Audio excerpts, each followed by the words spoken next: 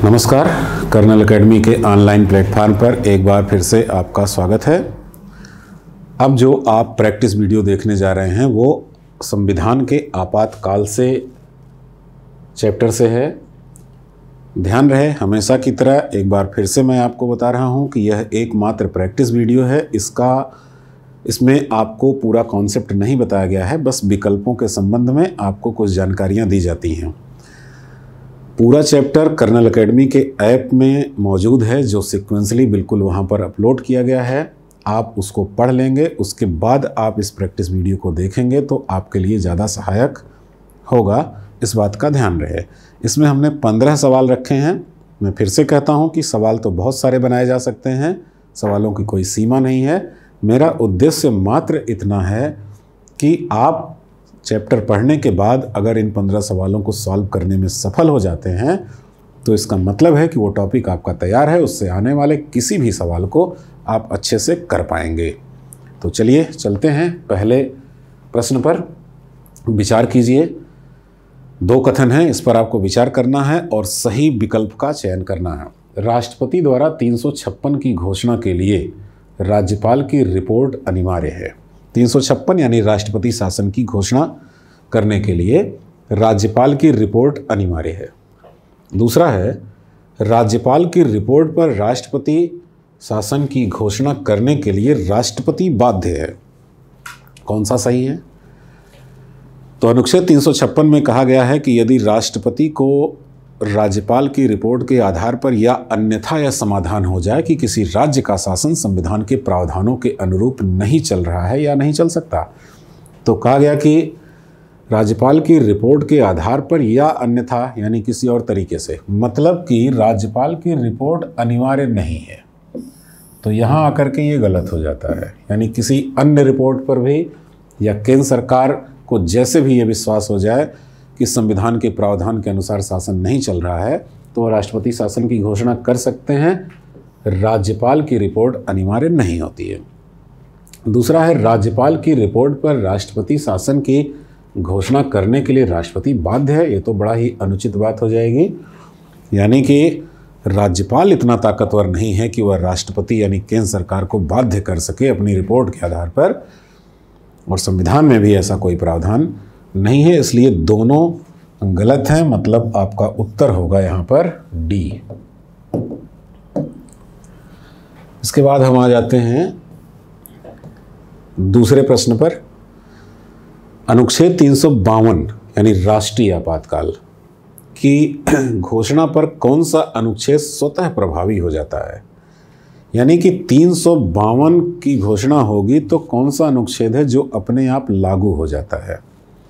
354, 357, 358 और 359। कहा गया है कि जैसे ही अनुच्छेद 352 की घोषणा होगी, अनुच्छेद 358 स्वतः लागू हो जाएगा और नागरिकों के मौलिक अधिकारों का अनुच्छेद 19 तत्काल प्रभाव से निलंबित हो जाएगा। ऐसा 358 में कहा गया है, यानी कि 352 के साथ 358 स्वतः लागू हो जाता है, अलग से इसको लागू करने की आवश्यकता नहीं पड़ती।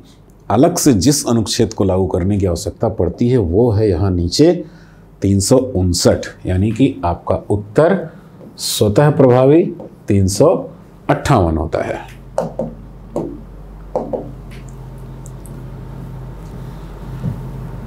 तीसरा प्रश्न है, विचार कीजिए।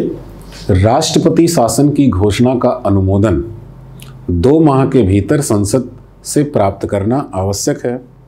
और दूसरा है, राष्ट्रीय आपात को एक बार में 1 वर्ष के लिए बढ़ाया जा सकता है। राष्ट्रपति शासन यानी कि 356 के तहत संवैधानिक तंत्र की विफलता पर राष्ट्रपति शासन की घोषणा राष्ट्रपति करेगा। ध्यान रहे कि इसका अनुमोदन यानी कि सहमति संसद से प्राप्त करनी होती है, तो उसमें एक समय दिया गया होता है कि कितने दिन में सहमति आपको लेनी है। कहा जा रहा है कि 2 माह के भीतर आपको सहमति लेनी पड़ेगी संसद के दोनों सदनों से, तो ये बिल्कुल सही है, 2 महीने के भीतर सहमति ली जाएगी। दूसरा है, राष्ट्रीय आपातकाल को एक बार में 1 वर्ष के लिए बढ़ाया जा सकता है, ये गलत है, क्योंकि राष्ट्रीय आपातकाल को प्रत्येक अनुमोदन से संसद के 6 माह तक ही बढ़ाया जा सकता है। एक अनुमोदन से 6 माह, फिर अगले अनुमोदन से 6 माह, ऐसे ही बढ़ाया जाएगा। 1 वर्ष जो लिखा है वो गलत है, यानी कि सिर्फ एक यहाँ पर सही है, यानी कि विकल्प ए सही है, बाकी गलत है।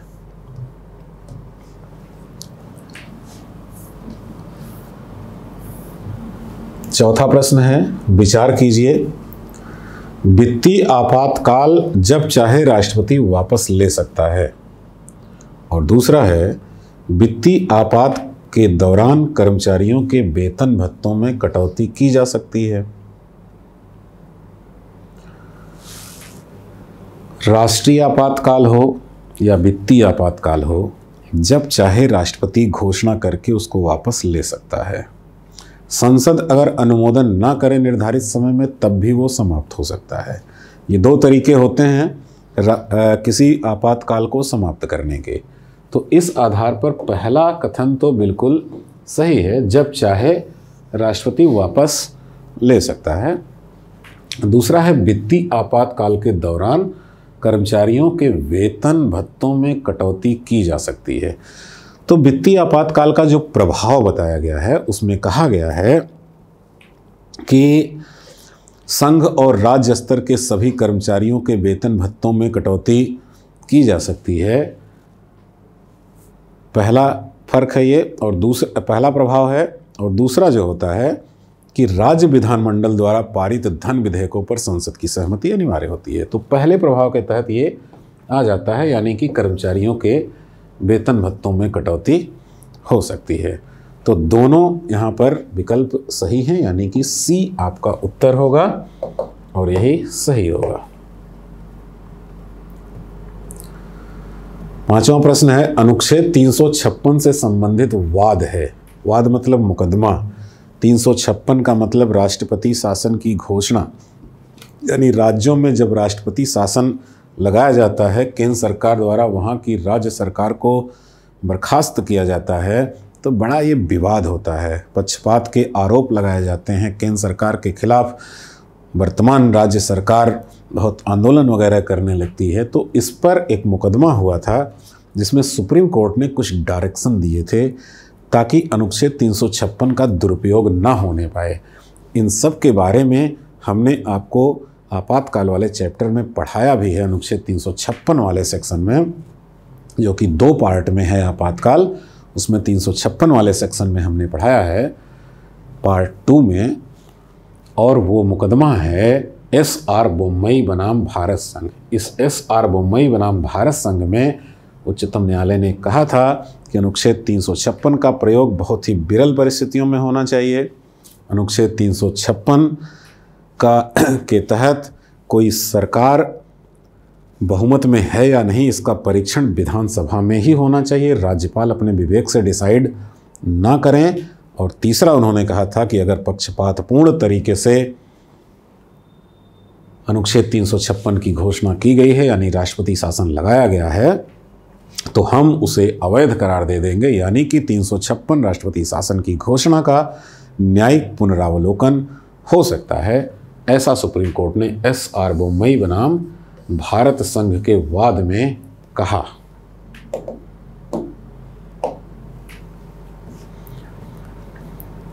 छठवां प्रश्न है, विचार कीजिए। राष्ट्रीय आपातकाल भारत में 3 बार घोषित किए गए हैं। और दूसरा कथन है, यह 3 आधारों पर घोषित किए जाते हैं।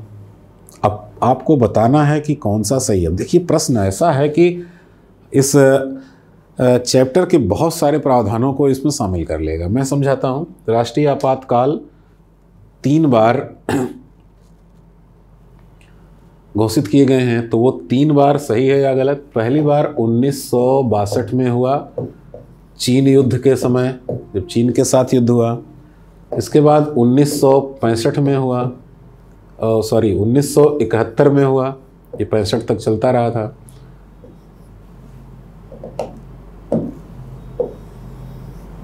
1971 में जब पाकिस्तान के साथ युद्ध हुआ तब हुआ दूसरी बार, और फिर 1975 में आंतरिक अशांति के आधार पर आपातकाल लगाया गया। तो 3 बार राष्ट्रीय आपातकाल की घोषणा हुई।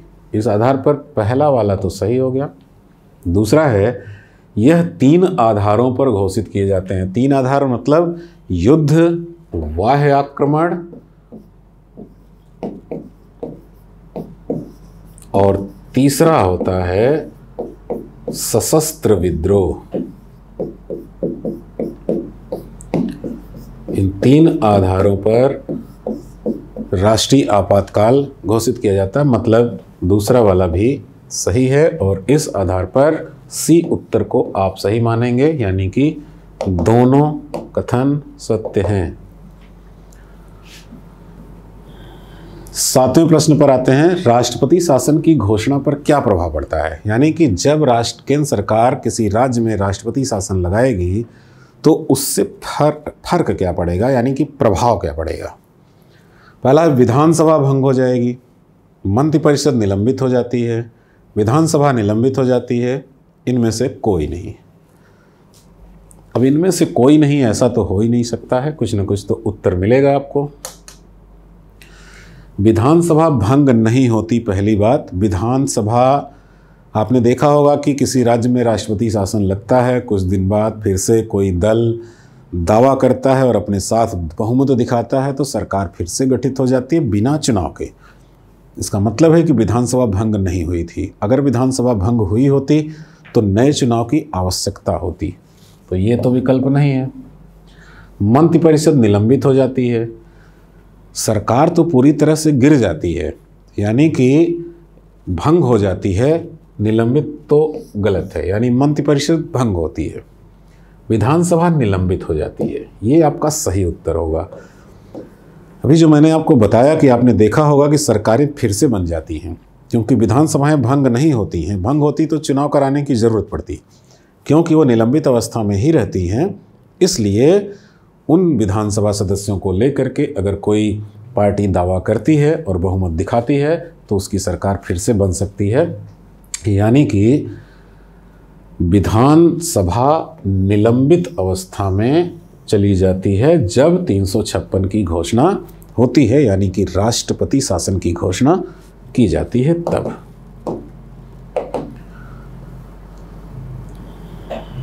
आठवें प्रश्न पर आते हैं, राष्ट्रीय आपातकाल की घोषणा के लिए मंत्रिपरिषद की लिखित सलाह आवश्यक है। 44वें संविधान संशोधन द्वारा ऐसा प्रावधान किया गया। अब यहाँ पर ये बात तो बिल्कुल पक्की है कि राष्ट्रीय आपातकाल की घोषणा जब राष्ट्रपति महोदय करेंगे तो मंत्रिपरिषद की लिखित सलाह होनी चाहिए। शुरुआत में ऐसा नहीं होता था और इसका बहुत दुरुपयोग भी हुआ। जब बिना किसी मुद्दे के आपातकाल लगा दिए गए, बहुत सारे आपातकाल के जो दुष्परिणाम थे, तो उसके लिए आपने सुना होगा कि काला अध्याय कहा जाता है आपातकाल को, जब 1975 में लगाया गया था। तो राष्ट्रीय आपातकाल की घोषणा के लिए मंत्रिपरिषद की लिखित सलाह को अनिवार्य किया गया कि मंत्रिपरिषद मौखिक नहीं, राष्ट्रपति को लिखित सलाह देगी। तो पहला वाला तो सही है।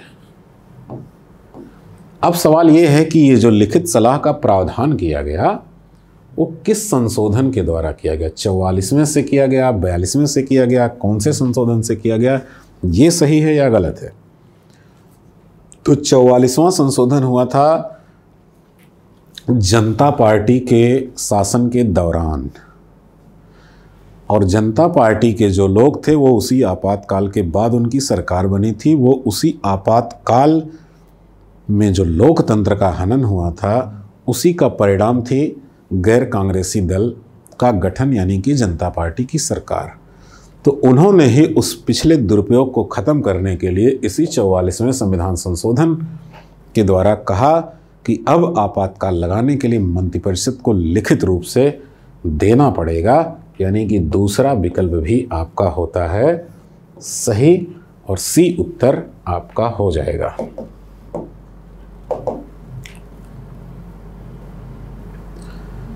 9वां प्रश्न है, विचार कीजिए। राष्ट्रीय आपातकाल अनिश्चित समय तक बढ़ाया जा सकता है। राष्ट्रीय आपातकाल यानी कि अनुच्छेद 352 के तहत युद्ध, बाह्य आक्रमण या सशस्त्र विद्रोह के आधार पर घोषित जो राष्ट्रीय आपातकाल है, इसको अनिश्चित काल तक बढ़ाया जा सकता है।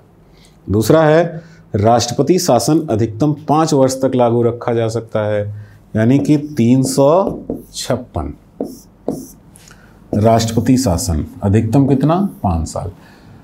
अब आपको यही देखना है, इसको अनिश्चित, इसको 5 साल। बताइए कौन सा सही है? इसमें पहला वाला तो सही है, क्योंकि 1962 में राष्ट्रीय आपातकाल घोषित किया गया, ये 1968 तक चलता रहा। 1971 में घोषित किया गया, ये 1977 तक चलता रहा। अनिश्चित काल तक बढ़ाया जा सकता है। लेकिन राष्ट्रपति शासन की जो अवधि होती है वो अधिकतम 3 वर्ष होती है। इसको हमने पढ़ाया है आपको। सामान्यतः तो 1 साल से ज़्यादा नहीं हो सकता। 1 साल से ज़्यादा अगर बढ़ाना है तो 2 शर्तों में से किसी का होना आवश्यक है। पहली शर्त है कि भारत में कहीं भी राष्ट्रीय आपातकाल लगा हो, और दूसरा है कि निर्वाचन आयोग यह कह दे कि उस राज्य में फिलहाल चुनाव करवाना संभव नहीं है, तो 1 साल से आगे बढ़ाते हुए 2 साल तक और ले जाया जा सकता है, यानी अधिकतम 3 वर्ष हो सकता है। तो ये दूसरा वाला गलत है, यानी कि सिर्फ एक सही है। ये पहला विकल्प आपका सही होगा।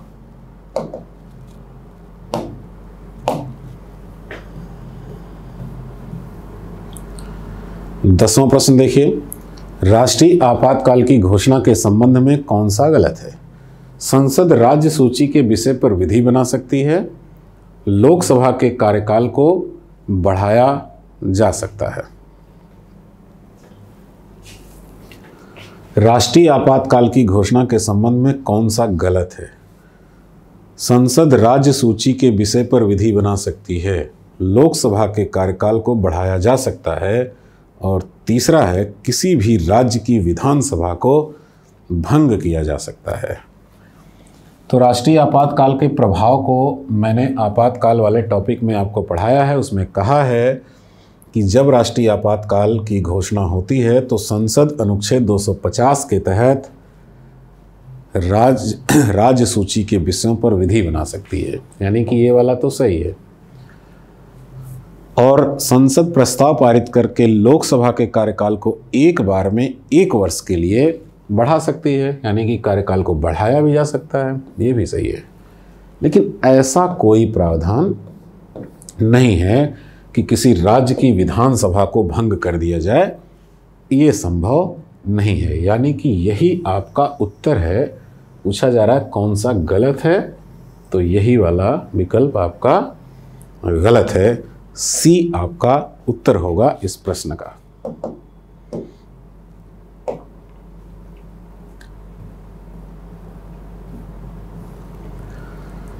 ग्यारहवां प्रश्न है, राष्ट्रीय आपातकाल किस आधार पर घोषित किया जा सकता है? युद्ध, बाह्य आक्रमण, सशस्त्र विद्रोह, उपर्युक्त सभी।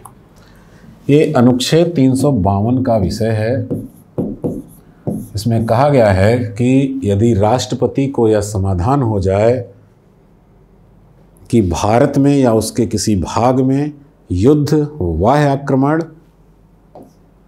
या सशस्त्र विद्रोह के कारण संकट उत्पन्न हो गया है या उत्पन्न होने की संभावना है, तो वह संपूर्ण भारत में या उसके किसी भाग के लिए राष्ट्रीय आपातकाल की घोषणा कर सकेगा।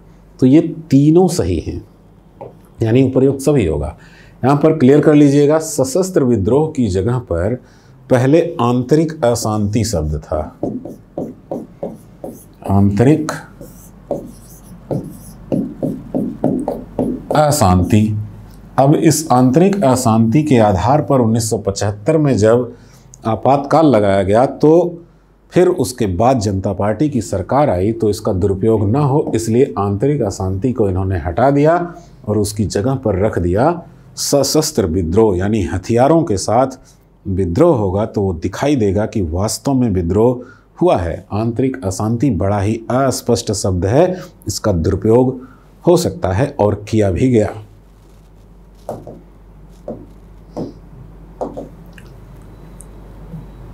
12वां प्रश्न है, राज्यों में राष्ट्रपति शासन किस अनुच्छेद के अंतर्गत लगाया जाता है? बड़ा ही सरल है, इस पर तो अब डिस्कस करने को कुछ रह नहीं गया। 352 में राष्ट्रीय आपातकाल, 360 में वित्तीय आपातकाल, 356 में राष्ट्रपति शासन यानी कि संवैधानिक तंत्र की विफलता 356 के आधार पर घोषित की जाती है और राज्य की सरकार को बर्खास्त कर दिया जाता है।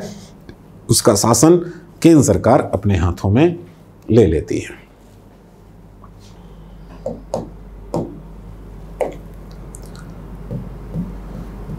13वां प्रश्न है, आंतरिक अशांति के नाम पर राष्ट्रीय आपातकाल कितनी बार घोषित किया गया है? तो अभी इसका जिक्र हमने किया था 1975 में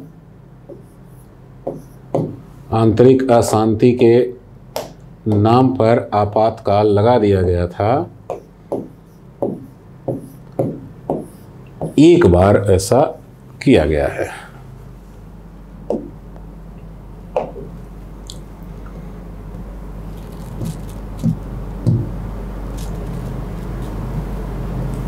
चौदहवां प्रश्न देख लीजिए, निम्न में से किस आधार पर आपातकाल नहीं लगाया जा सकता?